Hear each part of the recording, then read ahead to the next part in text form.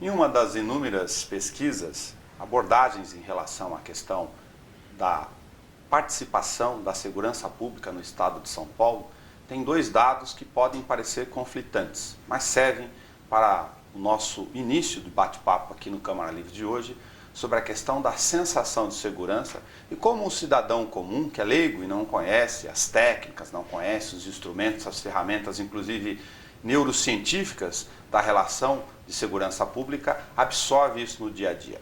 Eu me refiro a uma das pesquisas onde foi perguntado a uma parcela dos cidadãos e eles responderam: que sensação você tem quando um policial te aborda, por exemplo, à noite? A expressão mais utilizada foi medo. Por outro lado, que pode parecer contraditório, também quando perguntado a esses mesmos cidadãos, quando você está com medo ou tem algum problema de segurança, qual a primeira coisa que você lembra? 190, o policial militar. Para falar sobre essas relações humanas, a forma como nós, leigos, interpretamos essas relações no dia a dia, porque temos medo, e muito medo, e há razão para ter medo, infelizmente, está conosco um especialista, o senhor Nilson Giraldi, coronel da Polícia Militar, especialista nas questões de técnicas de abordagem, mas, sobretudo, um estudioso dessas relações que envolvem o ser humano. Senhor Nilson, muito obrigado por sua presença aqui conosco. O senhor nasceu em Lins e lá conviveu até os 18 anos, para cumprir um protocolo aqui inicial do programa. Qual a memória afetiva que o senhor tem do período da adolescência, da infância? Quando o senhor pensa nesse período, que imagens ou fato lhe vem à cabeça? Olha, essa pergunta me deixa emocionado, porque eu penso muito na minha infância. E ela foi muito difícil. Falta de pai, mãe, limitada, mas todos os dias eu encontro comigo mesmo quando eu era criança. Eu aprendi a fazer hipnose e auto-hipnose. Então, adoro fazer à noite, principalmente quando vou dormir, uma auto-hipnose e voltar ao meu tempo de criança, onde eu localizo aqueles momentos maravilhosos. Eu era mal nutrido, mal vestido, sem sapato, mas eu tinha uma felicidade enorme. Fui um garoto solto, pelos rios, pelos matos, pelas ruas. Não tinha medo, vivia contente. E eu acabo me encontrando comigo, do que eu sou hoje, com a idade que eu tenho, com aquele garoto de 8 anos, 10 anos, 12 anos, do qual eu me tornei fã. Eu sou fã de quando eu era criança. É muito bom. E normalmente, durante esses pensamentos, essas regressões, eu acabo dormindo numa situação tão gostosa. E se à noite eu acordo, por algum motivo, eu continuo aquele pensamento. E isso aí me dá, inclusive, o porquê que hoje eu sou o que eu sou. Eu sempre busquei. Por que que eu sou assim? Por que que as pessoas são como são? O que formou essas pessoas? Porque cada um de nós é um ser único no universo. Não tem dois iguais. Nunca teve, não tem e nunca terá dois iguais. Não há possibilidade. Então me interessei muito por neurociências para poder aprender essas coisas, primeiro comigo. Por que que eu sou assim? Aí eu volto lá atrás, como foi formada a minha personalidade, traumas recebidos, aquela coisa toda. E falo, caramba, é por isso que eu sou assim. É por isso que aquele cidadão é daquele jeito. O senhor tocou numa questão, me perdoe, que o ser humano tem uma fantástica, genial capacidade, não só de auto-sobreviver, mas de gerar maravilhas, através dessa autorreflexão. Quando o senhor conversa com um policial, por exemplo, nas inúmeras palestras que o senhor já fez, o senhor, de certa forma, está tocando nesses meninos, nessa alma. Primeiro, antes de tudo. Outra coisa bem abordada, parabéns, também me emociona. Ainda semana passada, estivemos à frente de mais de 200 jovens, recrutas da PM, estudando para ser policiais, militares. E seja onde for, não só com relação a eles, mas também com outras pessoas já mais experientes, mais formadas, mais avançadas na idade. Eu sempre abro a minha fala dizendo para eles, como eu falei também para esses jovens, um dia eu fui um de vocês. E se a vida me permitisse, eu trocaria o que eu sou hoje para ser novamente um de vocês. Vocês estão na fase mais bela da vida. Não percam tempo com porcaria. Aproveitem. E outras coisas. Isso faz com que aquele coronel, com 80 anos, que chegou diante daqueles meninos, destrua aquele espaço que existe. O jovem com 20 anos, 18, 22, chegou o coronel. Ai, o que será que ele vai falar? Imediatamente destrói esse espaço. A tal ponto que quando termina, todos vêm conversar, agradecer, dar um beijo na face, tirar foto. Também na formação policial, então, o afeto não interfere em nada na questão da disciplina. Não, pelo contrário. As pessoas tendem a agir da mesma forma como são tratadas. Trate bem o policial, que ele tratará bem a sociedade. Trate mal o policial, que ele tratará mal a sociedade. Mas não é só isso.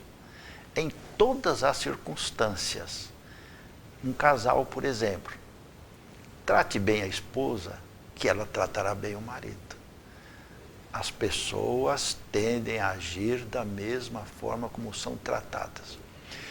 E em relação à polícia militar, esse tratamento que é dado pelo superior, fique bem claro isso, a polícia militar não é militarizada, como falam, de jeito nenhum. Ela tem disciplina e tem hierarquia, como toda instituição tem.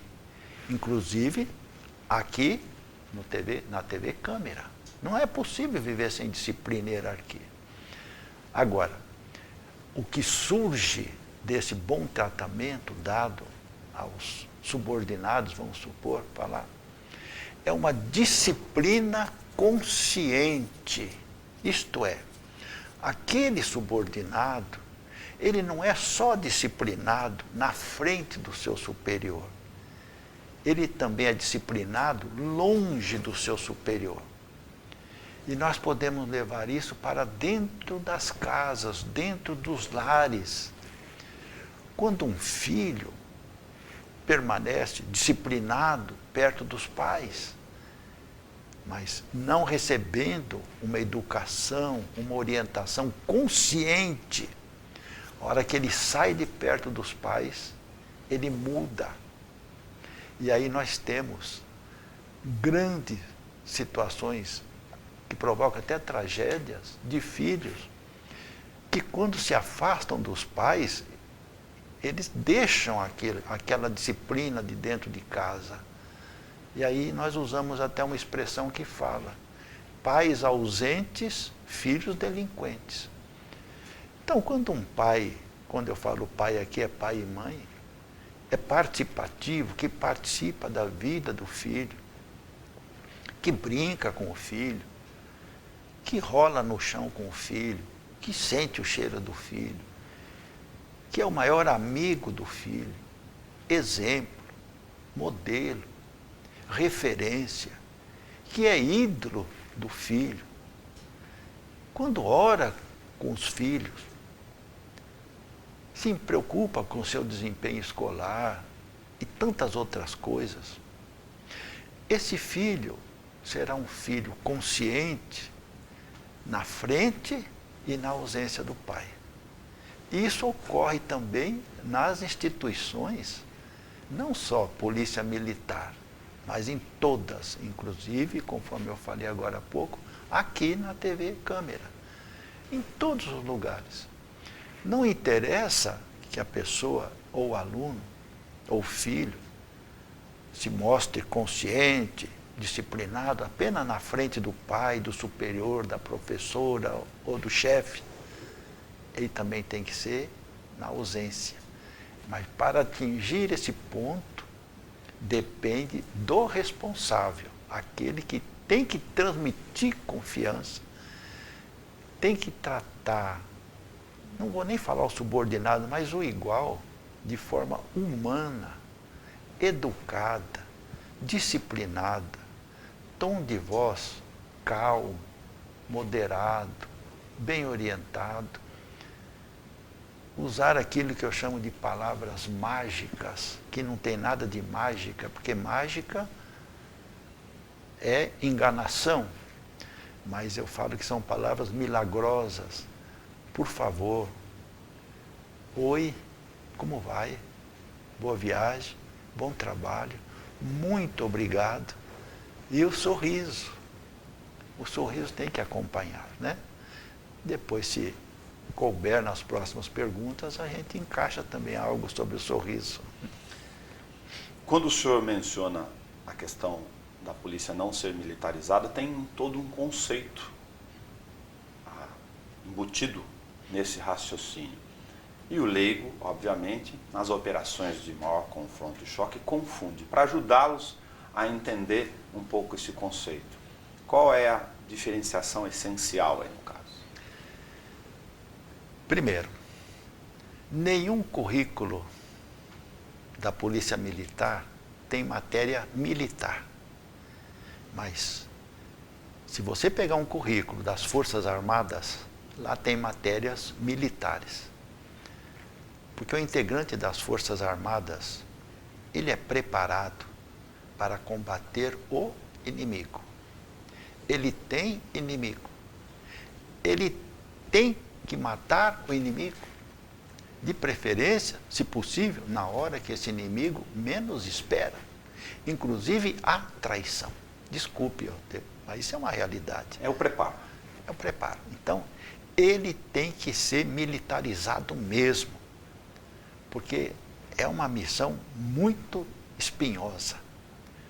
O policial militar, ele não tem inimigo. Começa por aí. Quem tem inimigo é a sociedade, que tem os agressores que atuam contra ela. Eu não falo, não, mas o agressor é inimigo também do policial militar. Não. Onde o policial militar está, o agressor não se aproxima. Quer dizer, olha que, né? E aqui nós podemos até voltar à abertura do programa, quando você falou, o medo que uma parte da população tem da polícia militar, e é uma pesquisa que eu fiz e continuo fazendo, é um medo onde há um confronto da própria pessoa contra ela. Ela tem medo, mas gostaria de ter uma viatura da PM na frente da sua casa para dar segurança. Ela tem medo, mas se precisar da PM, ela chama na hora. Qual é a razão desse medo? Nós estamos, inclusive, investigando. Eu, por exemplo, tomei conhecimento, várias pessoas, o policial militar, ele é sério, ele não ri. Falei, olha, o policial militar quando está na rua, ele sabe que a qualquer instante ele pode morrer. Ele não está na rua para lidar com pessoas boas. Ele está na rua para defender as pessoas boas contra os agressores. Se você vê um jogo de futebol, por exemplo, entre o Brasil jogando qualquer time, você não vai ver nenhum jogador dando risada em campo. A não ser quando marca um gol, que eles mostram aquela alegria, em seguida já acaba o sorriso, é aquela seriedade. Então não há como um policial viver sorrindo na rua, em virtude da profissão dele. Se você adentrar um hospital onde médicos estão fazendo uma cirurgia perigosa, eles estão extraordinariamente sérios, concentrados no trabalho dele. Eles não dão risada. A hora que termina a cirurgia, então vem, né? Aí eles relaxam. É a hora que o policial volta para casa. Quando ele consegue voltar para casa. Porque nem sempre ele volta para casa. Ele vai para o necrotério, para uma cadeira de rodas. Aí ele sorri. Nessas relações sociais do dia a dia, que são constantes, permanentes, o senhor abordava comigo que quando o Estado brasileiro, o poder público, as instituições, elas, cada qual com suas falhas, não cuidam dos seus elos da corrente, ou esses elos, em alguns casos mais específicos, já estão esgarçados, isso acaba eclodindo lá na rua. E é na rua que está o policial militar, em contato com o fato, que em geral é conflito. Perfeito. Colocação mais uma vez perfeita. As pessoas não sabem o que é segurança pública. E eu cheguei e pergunto, inclusive, lá em Brasília, né, nas reuniões, o que é segurança pública? Tem dificuldades. Segurança pública é tudo aquilo que o Estado faz ou manda fazer para dar segurança ao cidadão. E segurança pública é muito mais problema social, educacional, do que policial penal. Só se torna policial penal quando o social educacional falha. E eu costumo citar uma coisa bem simples para entender melhor o que é segurança pública, porque no Brasil a segurança pública vem fazendo as mesmas coisas há dezenas de anos ou há muitos anos. E Einstein já dizia, fazer as mesmas coisas, esperando resultado diferente, é insanidade. E aqui se faz sempre a mesma coisa. Eu não estou falando em termos de São Paulo, mas de Brasil. Aqui se faz sempre a mesma coisa, esperando resultados diferentes. Por que isso ocorre?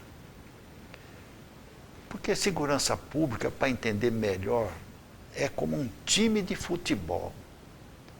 O time da segurança pública. Esse time tem mais de 50 jogadores. É o time da segurança pública.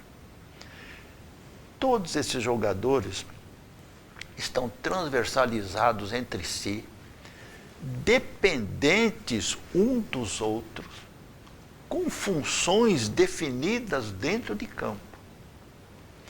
Então, é o conjunto e o labor desses jogadores somados é que dá um time de futebol bom. E aí, normalmente, vem a pergunta. E onde é que a polícia, e qual é a posição da polícia nesse time? A resposta é o goleiro. O goleiro. A polícia é o goleiro. A última barreira. Quando falham os jogadores lá da frente, sobra para o goleiro. Isto é, sobra para a polícia. E naturalmente que em seguida vem a pergunta simples. E quais seriam os outros jogadores? São mais ou menos 50. E quando há tempo, a gente explica um por um. Então tem alguns jogadores que são extraordinariamente até mais importantes que outros, mas todos são importantes. O primeiro, quais são as causas da violência? Então, esse jogador se chama Combate às Causas da Violência. Qual é o combate que se faz às causas da violência no nosso país? O policial não trabalha nas causas da violência, ele trabalha nas consequências. Ele enxuga o chão com as torneiras abertas. Ele enxuga e lá a torneira joga. Quer dizer, as causas da violência continuam atuando e mandando mais água para ele, e ele às vezes até se afoga. E aqui vem uma pergunta bem simples, que eu até vou fazer, porque fazem muito para mim. Quais são as causas da violência? Resposta simples. Toda criança que sofrer violência ou presenciar violência, se no futuro ela tiver estímulos, ela será uma profissional da violência. Pergunta seguinte: e onde é que as crianças sofrem violência ou presenciam violência na quase totalidade das vezes? Em casa. Isso, parabéns. Dentro dos próprios lares. Provocado por quem? Pelos pais, Pelos parentes. próprios pais, na quase totalidade das vezes. Aí vem. Grande parte dos lares brasileiros se tornou fábrica de violentos. E grande parte dos pais se tornaram artífices dessa violência. E aí vem mais um complemento bem simples. Nenhuma criança nasce violenta ou criminosa. É o meio em que vive e a forma como ela é tratada que a transforma. E aí vem mais uma coisa simples. Os casais brasileiros são os que mais brigam no mundo. A criança brasileira é a que mais apanha no mundo. A criança brasileira é a mais estressada do mundo. A criança brasileira é a que vive em ambiente mais hostil do mundo. E o Brasil é o país mais violento do mundo. Uma simples constatação de causas e efeitos. O senhor me permite, depois colocado esse cenário em todos os elos das correntes sociais do nosso time ao longo do tempo. E aí poderia vir uma pergunta, né? Muito simples também. E quais seriam as vacinas contra a violência, né? A resposta também é simples. Amor e educação para com as crianças. Em seguida, poderia vir uma outra pergunta. E como se ama? Como se educa? É um outro campo de atividade minha, eu também sou educador. Então, como se ama? Como se educa? Não sei se nós temos tempo mais para explicar, né? Depois corta, se for o caso. Nós amamos de 3 formas: palavra, tato e olhar.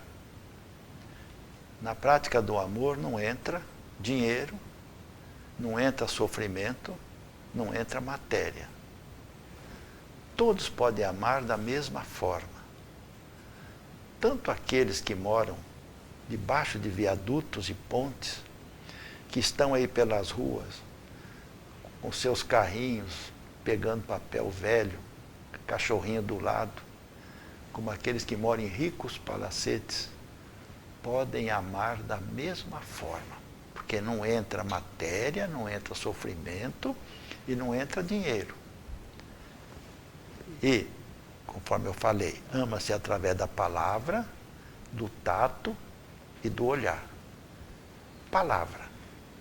Nós estamos amando nossos filhos, nossa esposa, nossos amigos, ou quem quer que seja, quando a nossa palavra é harmônica, calma, tom de voz moderado, palavra de incentivo, palavra de reconhecimento, elogio. Tudo é demonstração de amor através da palavra, não só para filhos, em qualquer circunstância. E a forma mais profunda de amor através da palavra é o elogio. Como é simples. Parabéns. E lembra hoje? Nossa, como você está bonito. E o sorriso, que vem daqui a pouco. Bom, a forma mais profunda de desamor através da palavra é a palavra ofensiva. E eu costumo dizer, o pai ou a mãe que se refere a seu filho dizendo: já não falei que não é assim, caramba! Conta! Está desamando o filho e provocando um trauma que irá influenciar negativamente na sua personalidade, que é formada até os 6, 7 anos e se completa aos 11, 12. A segunda forma de amar é através do tato, do toque. Entre amigos, é o aperto de mão, como nós nos demos agora há pouco, é o abraço.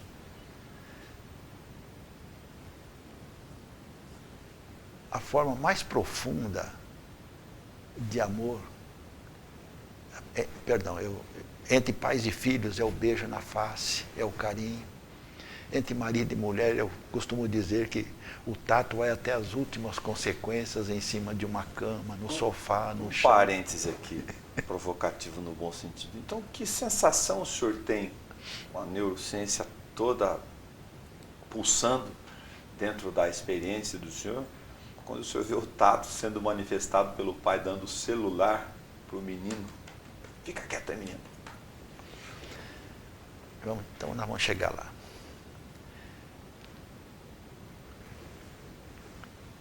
Então o tato.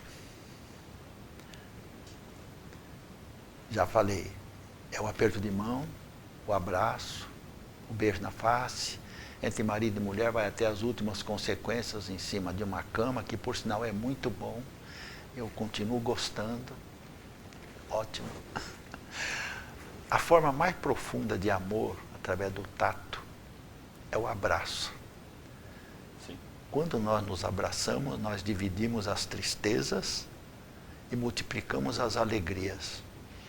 Ainda recentemente surgiu uma música que fala: o melhor lugar do mundo é dentro de um abraço. E qual seria a maior demonstração de desamor através do tato? Tapa. Agressão física. Aí, bate no filho, espanca o filho, bate na esposa, espanca a esposa e fala que ama. Está assassinando o amor. E a terceira e última forma de nós nos amarmos, eu vou chegar na sua resposta já. É através do olhar.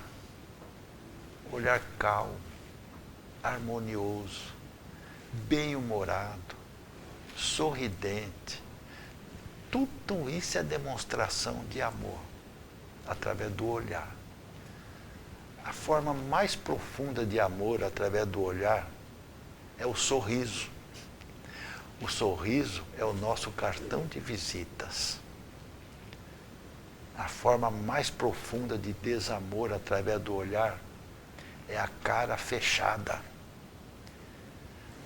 Aí o cidadão fica de cara fechada dentro de casa, cara fechada para os filhos, cara fechada para todo lado, e quer ser amado. as pessoas tendem a agir da mesma forma como são tratadas. Portanto, sorria, que receberá sorriso. Fique de cara fechada, que receberá cara fechada. E aqui eu faço um adendo. Mulheres detestam homens de cara fechada. Mulheres adoram homens alegres. Veja como isso é importante. Aí vem. O inverso também é verdadeiro, se me permite. E aí vem. Eu falei no início que na prática do amor não entra dinheiro, sofrimento, nem matéria. Portanto, celular está fora. Um exemplo. Eu chego com flores na minha casa. Só para aguçar a lembrança dos pais do dia a dia. Isso. Mas nós também vamos chegar lá daqui a pouquinho, na educação. Eu chego na minha casa com flores, uma corbeia de flores. Chego lá e a minha esposa está lá. Pego e jogo em cima da mesa. Toca. Ela vai mandar. Só Deus sabe a resposta dela. Por quê? Porque é matéria. Agora, se eu chegar com essas flores e falar para ela, estas flores representam todo o amor que eu sinto por você, ela desmancha. E dou um beijo, um sorriso e um abraço. A flor foi só o incentivo, o motivo, mas não foi demonstração de amor. A demonstração de amor foram as palavras. Palavras que ela gostou de ouvir. Você é o maior bem da minha vida. Uma mulher adora ouvir isso. Eu te amo. Os homens não falam mais quase isso. Eu te amo. Quer dizer, e vice-versa. E também o beijo e o abraço. Completou.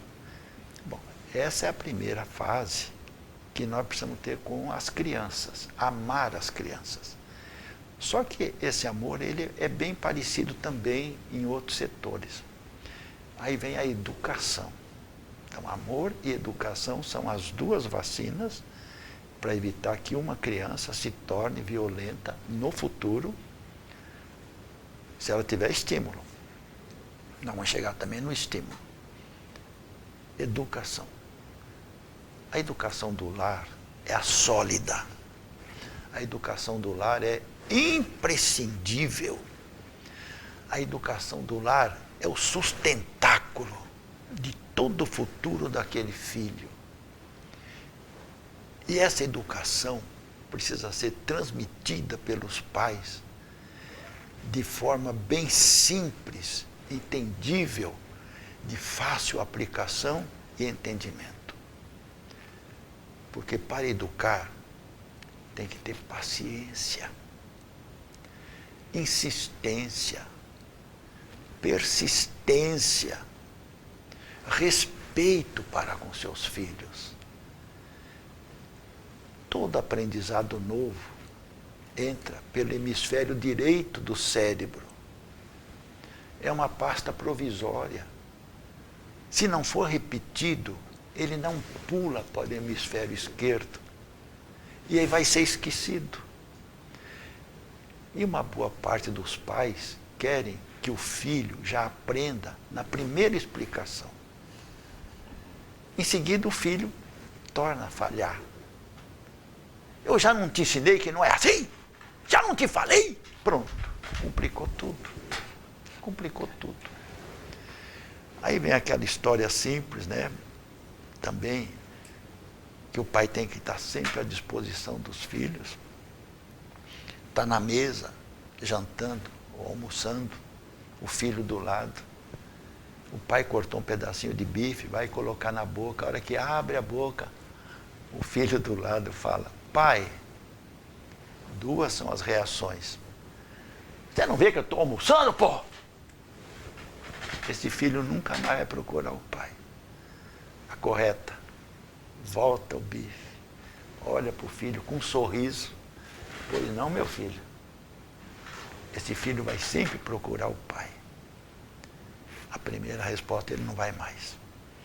E, dentro dessa educação, que é a base de tudo, O pai tem que viver com o filho e falar para o filho e dar para o filho aquilo que ele tem que ouvir e tem que receber naquela fase da vida.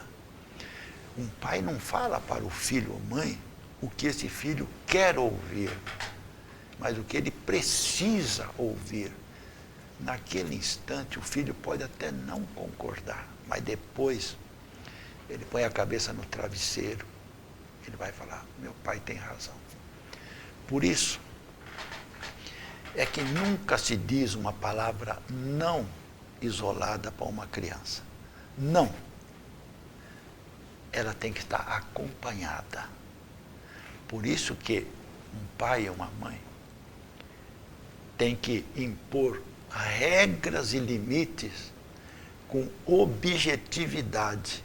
Isto é, explicando o porquê dessas regras e desses limites.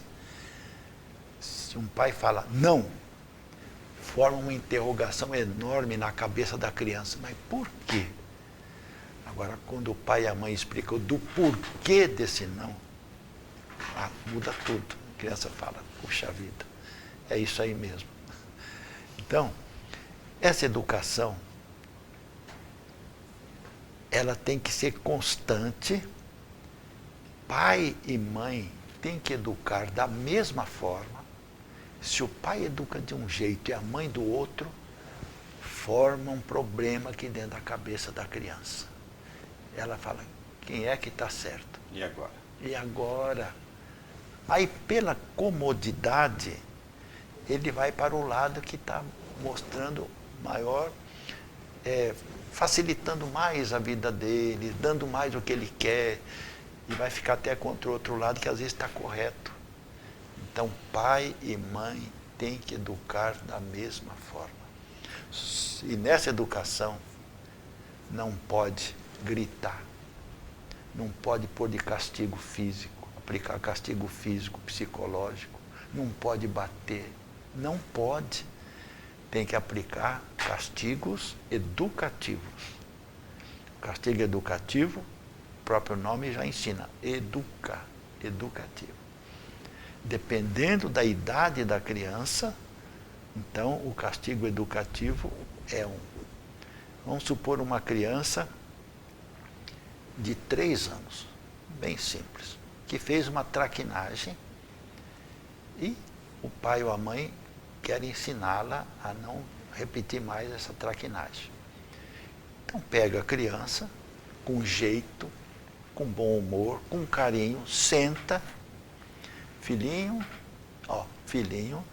você vai ficar aqui 5 minutos pensando na coisa errada que você fez e que você não vai fazer mais. Você entendeu? Não. Você vai ficar aqui 5 minutos pensando na coisa errada que você fez e que você não vai fazer mais. Quer dizer, o pai não está mandando ele não fazer mais aquela coisa. É ele que tem que se convencer que não pode fazer. Aí pode acontecer, como já aconteceu, coronel, desculpe, eu não gosto de falar esse nome, mas na hora que eu estou educando é uma coisa.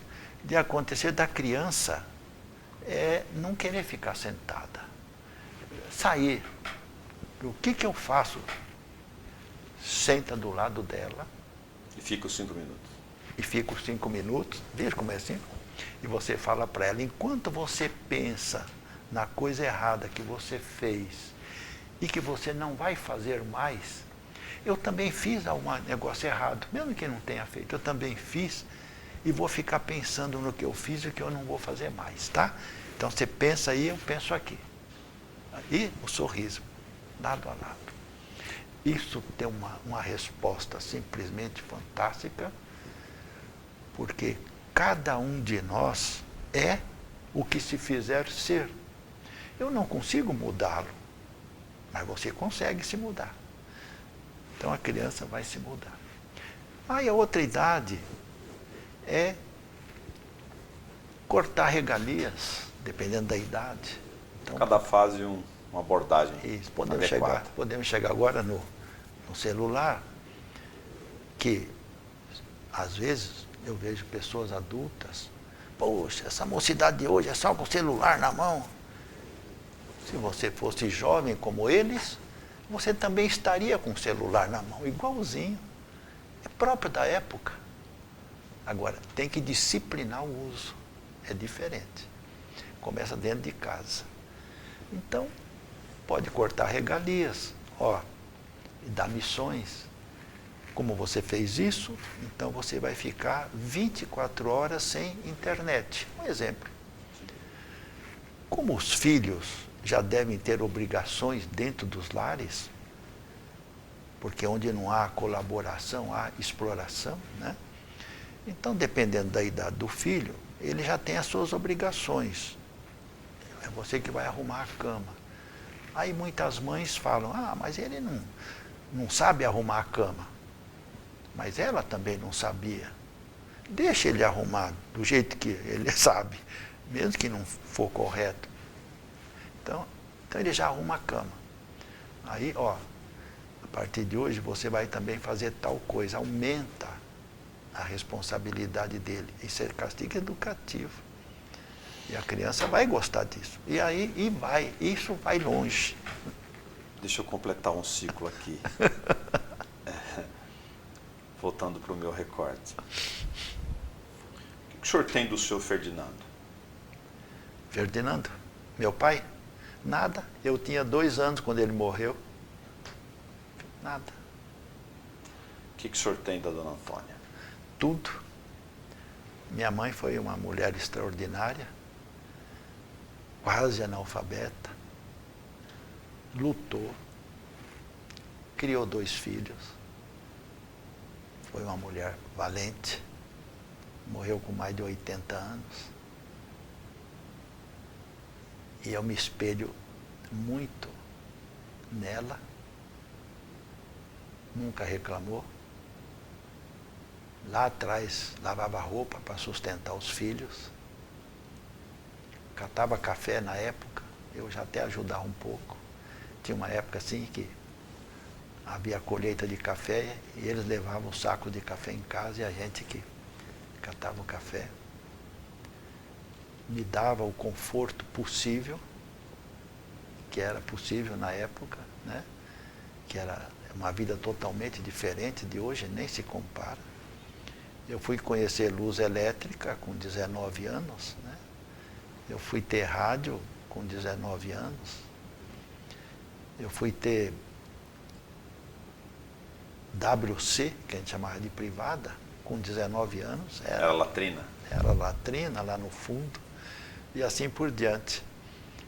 E uma época em que vacinas eram coisas raras, e nós crianças, imagina ela então, né? Vivíamos à mercê de muitos males. E eu não sei como que as crianças da época, que foram crianças como eu, sobreviveram e muitas chegaram até hoje, como eu estou chegando. Vou fazer perguntas complexas e, para aproveitar o nosso tempo, submeter o senhor à impiedosa pressão do jornalista de ver se eu consigo cumprir elas com uma questão mais direcionada. O que o senhor pensa do ciclo completo? É uma necessidade. Eu já ouvi muitos comentários, inclusive do Fórum Brasileiro de Segurança Pública, da NEV, que é Núcleo de Estudo da Violência da USP, do Instituto Sou da Paz e tantos outros lugares, que as pessoas falam que é preciso estudar um novo modelo de polícia. Mas, dando a impressão que a polícia é que vai solucionar o problema da segurança pública. Isso não é verdade. Primeiro, é necessário que todos os jogadores do time façam a sua parte. Por quê?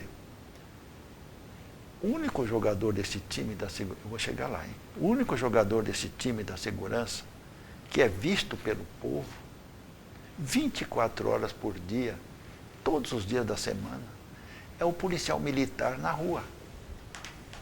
Então esse povo acha que o policial militar é que tem que cuidar de toda a segurança pública. Os outros 50 jogadores não são vistos. E eu praticamente, né, não falei sobre alguns deles, falei só sobre as causas da violência, né? Sim. Não são vistos.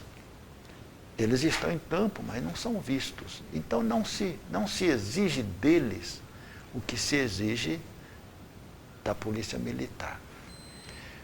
Eu falei, por exemplo, que uma criança que sofrer violência ou presenciar violência, se no futuro ela tiver estímulo, ela será uma profissional da violência. Qual é o principal estímulo para que uma pessoa se torne criminosa? Impunidade. Nesse time da segurança pública, a punidade joga de muleta, não tem as duas pernas, joga de muleta.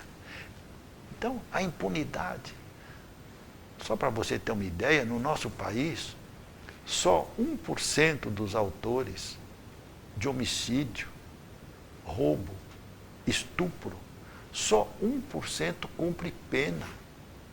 Os outros 99% não chegam. Quem cumpre é só um pedaço do tempo. Então, independentemente da discussão sobre a qualidade ou a não qualidade do nosso sistema carcerário. a pena não é para punir, é para recuperar, mas punir também. Só que no nosso país, o agressor sai da prisão pior do que entrou. Lá dentro é uma escola de aperfeiçoamento do crime. Então, a cada dia tem mais gente perigosa na rua. Né? Desculpe, coronel, tem uma outra questão fundamental aqui que eu não vou deixar escapar no nosso bate-papo, embora seja sempre... Você vai me cortando. Não, senhor, fica tranquilo.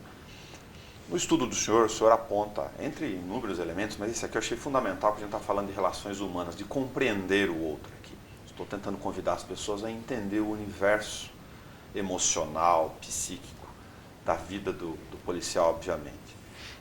O estudo do senhor aponta na neurociência que apenas 5% das nossas reações são feitas de forma racional, na razão, na racionalidade, portanto, por repetição. Na hora do conflito, 95% é que são acionados. E aí? Realmente, só 5% do nosso cérebro é consciente. Nós temos acesso a essa parte, né? Então, eu domino esses 5%, estou dominando, estou falando. E 95% é inconsciente. Nós não temos acesso a essa parte. E é nela que está o perigo. Por exemplo, nesse instante, meu coração está batendo, nosso sangue está correndo, nós estamos aqui calmos. Mas vem uma colocação bem simples. A química do nosso corpo é que conduz nossas emoções, sem exceção. É a química do corpo. E essa química do corpo não é produzida pela parte consciente, mas pela parte inconsciente. Adrenalina. Eu não provoco adrenalina na hora que eu quero. Tem um hormônio chamado endorfina, que essa parte inconsciente produz quando nós praticamos exercícios aeróbicos ou aeróbios de longa duração. Produz a endorfina, que dá satisfação, dá alegria. O contato com animais de estimação, com a natureza, por exemplo, essa parte inconsciente produz um hormônio chamado serotonina. E eu não produzo a serotonina na hora que eu quero. É a hora que desse contato é automático. E aí, vem que, na rua, O policial tem uma bomba de adrenalina o tempo inteiro. é direto. O policial na rua, ele, não vou falar que ele vive tenso, mas quase. Porque só quem está lá dentro daquela fala, daquele colete, com esse calor, com tudo, podendo levar um tiro de qualquer lado, é chamado para um universo de coisas. O policial é chamado desde fazer um parto, até acudir uma criança que foi estuprada e estão querendo linchar o estuprador, e ele tem que chegar lá e proteger o estuprador. É um universo muito grande, é extremamente complexo. Tanto que a Organização Mundial da Saúde afirma que a função policial é a segunda mais perigosa do mundo. E no Brasil é a mais perigosa. Esses policiais militares que nós vemos na rua estão exercendo a missão, a função, a profissão mais perigosa que existe no Brasil. E uma pessoa nessa situação está submetida a pressões de todos os lados. E o que falar durante um confronto armado? Aí é que complica. A emoção dele naquele instante será provocada pela parte inconsciente do cérebro. Se ele não souber administrar, se ele não aprendeu, eu uso a palavra administrar, porque é impossível uma pessoa ficar calma como nós estamos diante da morte. Não há chance, não há chance. Então tem que ensiná-lo ou prepará-lo para administrar essas composições emocionais. Porque um policial na rua, quando entra num confronto armado, como nós tivemos recentemente, ele nunca tem a iniciativa. É o agressor que tem a iniciativa. Ele reage numa situação que ele não está aguardando. O agressor já está preparado para ter iniciativa. Aí vem que naquele instante, diante da morte, muitas coisas ocorrem com o policial, qualquer policial. Desde alterações físicas e psíquicas, desde o medo até o pânico. O medo dá para administrar, o pânico ninguém consegue administrar pânico. Aí ele tem, diante da morte, por exemplo, que está presente, a pupila dilata, a tez fica fria, gelada, a barriga encolhe, a perna treme, capacidade de raciocínio vai para o espaço, dá uma coisa chamada túnel de visão, olha e não vê, o som chega e não ouve. É horrível. Depois, as autoridades vão analisar a atuação do policial militar ou do policial num ambiente com ar-condicionado, quadro a quadro, olha que ele fez isso. Mas e na hora? E a solução? A solução, por incrível que pareça, ela é simples, desde que bem ensinada. Isto é, ensinar o policial a atuar, a administrar essas situações antes. Antecipar. Isso, em situações imitativas da realidade, o mais próximo possível da realidade, onde nós verificamos que, naquele treinamento que está imitando a realidade, e usando até alvos de papelão caracterizados como seres humanos de todas as espécies, a pressão arterial dele dobra, batimento cardíaco triplica. E às vezes, no passado, a gente usava os médicos para examinar, será que não vai ter um problema? Pode ter. Porque o inconsciente dele acredita que aquilo tudo ali é verdade. Então ali, ele é ensinado, é parado, é ensinado, é parado, é ensinado, é parado. Enquanto ele não executar os procedimentos de forma correta, com facilidade, não adianta executar o procedimento de forma correta, mas com dificuldade, tem que ser com facilidade. Enquanto ele não ficar condicionado a atuar diante daquele quadro de forma correta, sem dificuldade, ele não avança na instrução. Então, tudo que o policial pode encontrar na rua relacionado ao uso da arma de fogo, ele encontra no treinamento. Antigamente ele só era treinado para matar, e era ele que morria. Matar qualquer um sabe. Hoje ele é treinado para preservar vidas. As duas principais, a dele e da pessoa inocente. e também do agressor. Quando o agressor levanta os braços, ele está dizendo, não atire em mim. O policial não atira. Quando o agressor dispara contra terceiros, ou contra o policial, ou contra uma pessoa inocente, ele está dizendo, atire em mim. É legítima defesa. O policial tem obrigação de defender essa pessoa. É a lei que determina. Portanto, o policial não dispara contra o agressor porque quer. É o agressor que obriga ele a disparar contra o agressor. E aqui entra uma coisa interessante. O policial deve treinar e disparar para matar, ou deve treinar e disparar para não matar? Essa pergunta a gente faz para juízes, promotores, pessoas comuns. Qual é a resposta? O policial treina e dispara para matar, ou treina e dispara para não matar? Quem treina e dispara para matar são as Forças Armadas. Ela tem inimigo, tem que matar. O policial não tem inimigo. A resposta correta é: o policial treina e dispara para fazer cessar uma agressão de morte do agressor contra a sua vítima. Ele quer matar a vítima. Então o policial tem que disparar para fazer cessar aquela agressão. Ele não dispara para matar, mesmo porque num confronto armado não dá para escolher ponto de acerto. Ele dispara na direção.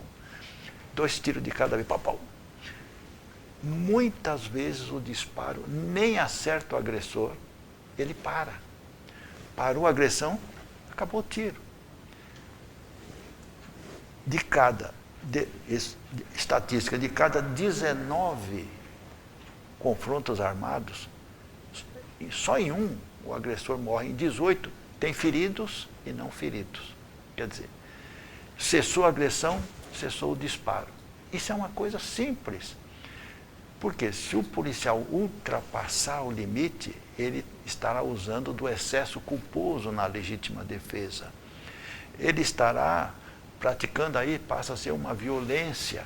Isso aí não é admissível.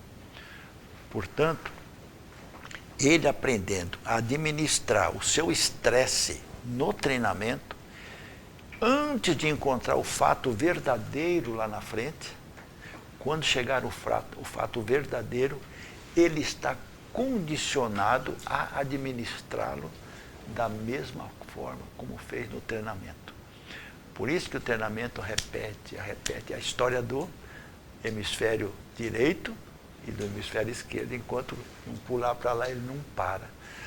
Até quando nós estamos avaliando o policial militar, se ele já está em condições de usar a sua arma de fogo, se naquela avaliação ele cometer, não vou falar de falha, né? Porque falha é involuntária, erro é voluntário. Se ele comete uma falha, ele é parado imediatamente e é novamente ensinado. Enquanto ele não fizer corretamente, sem dificuldade de não ficar condicionado, não para. E ponto final.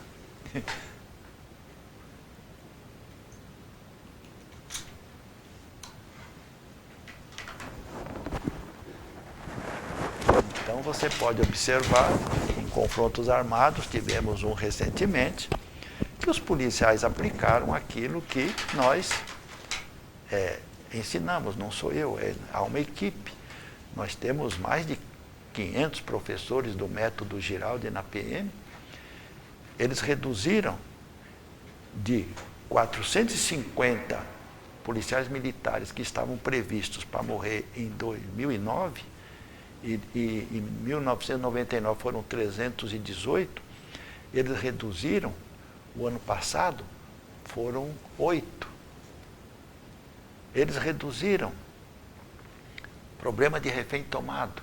Antes das normas estabelecidas pelo método Giraldi, de cada 10 casos de refém tomado, quando a polícia atuava, em 9, a vítima morria ou tinha sua integridade física atingida. Até que chegou o método, não. está tudo errado, vamos mudar. E o mundo caiu na minha cabeça, porque achavam que era tiro que solucionava, atirador de elite, tiro, tem que matar o cara. Não, calma, dá espasmo. Ele vai pegar na cabeça, ele vai puxar o gatilho, vai matar a vítima. Centésimos de segundos na reação. Isso, é o suficiente, né? Até a hora de sair daqui, chegar na ponta do dedo, o cara já mexeu um pouco, não pega o bulbo hackeando. Aí, conclusão, bem rápido. Hoje, ou então com a aplicação do método, o que nós temos? De cada 10 casos de refém tomado, nos 10, com a aplicação do método e com a ação da PM, vítima ilesa, agressor preso, polícia aplaudida, policial regressando íntegro ao seio da sua família. No estado de São Paulo nós temos 3 casos de refém tomado por dia, média. Ninguém nem fala, porque não dá zebra. Vocês só vão tomar conhecimento na hora que der uma zebra danada, mas só dá zebra se não aplicar o método. Claro. Só aí, quantas vidas inocentes estão sendo preservadas, né? Senhor Nilson, eu queria muito agradecer ao senhor. A gente, lógico, fez um recorte aqui, e eu não ia ser presunçoso de que, depois de tantos anos de dedicação de estudos sobre o ser humano, de num bate-papo com o senhor aprender todas as questões. Por isso é que a gente escolheu falar sobre a pessoa, o ser humano, nessa nossa relação de vida aqui no Câmara Livre. E por isso, que já o basta de falar de vida, a gente agradece a presença do senhor. Muito obrigado, Nelson. Eu fico honrado com esse bate-papo, honrado de ter à minha frente um jornalista, uma pessoa da sua qualidade, que, sem saber, talvez já soubesse, não sei, ama o seu semelhante, das 3 formas possíveis, palavra, tato e olhar. Do seu profissionalismo, não só aqui como no Jornal da Cidade e em outros setores. Nós precisamos de pessoas como você, do seu gabarito, do seu profissionalismo. A sociedade precisa. Muitas vezes a sociedade tem uma ideia não correta, relacionada a muitos setores. E são vocês, jornalistas conscientes, que levam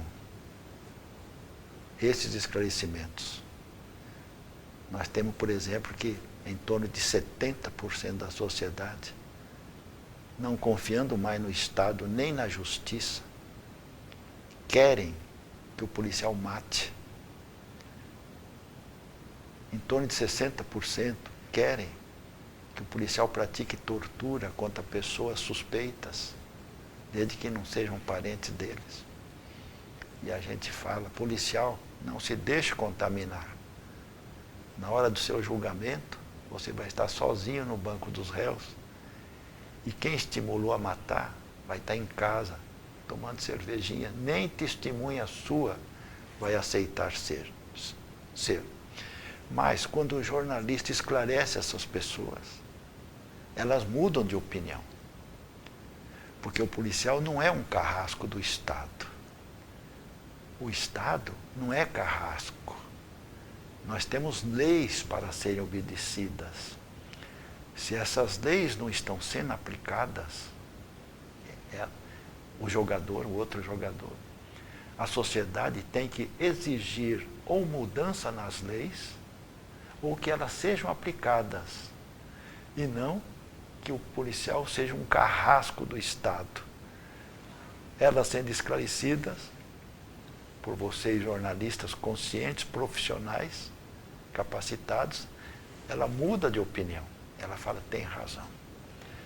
Muito obrigado. No bate-papo de hoje, como toda semana aqui no Câmara Livre, uma observação final ao agressor, ao violento, ao criminoso, a letra fria da lei. E que cada elo das correntes sociais cumpra a sua parte.